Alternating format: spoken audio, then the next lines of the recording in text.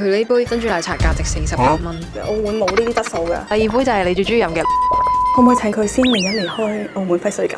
Combine 係咪你個年代嘅珍珠奶茶？講 Combine 好老啊！應該飲5啖會靚。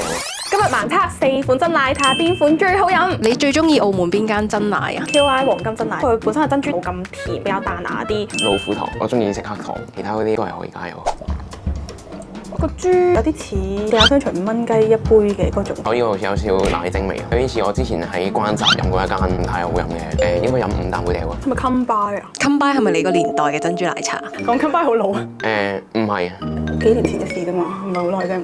5分入面我應該會俾2.5。2分啦。好特別喎！呢一杯係又冇奶味又冇茶味，5克奶茶粉溝咗5公升水嘅感覺。即係啲人沖茶咩會回甘啊嘛，我唔知係咪回甘啊，但係好苦咯，我嘅嘴唇間。佢嘅珍珠咧有一種喺個鑊度煮咗200年嘅 feel。呢杯嘅珍珠咧，我覺得係好難食嘅，應該我會飲一啖就會可以請佢離開。澳門冇呢啲質素嘅。呢杯咪天人茗茶。我會俾1分。1分，可唔可以請佢先明日離開澳門揮水界？大咗啦！呢一杯嗰個珍珠都係冇乜咬口咯，出面已經係脹咗，跟住入面就滲咗少少硬嘅嗰個狀態。呢間佢啲珍珠係可以俾滿分，又唔怕好腍嗲嗲啦，亦都唔怕硬咯，啱啱好係彈嗰種咯。呢一杯2分，有4分。即係你第一下飲覺得佢係地下商場質素，你飲完呢兩杯就覺得其實地下商場都會有好貨㗎。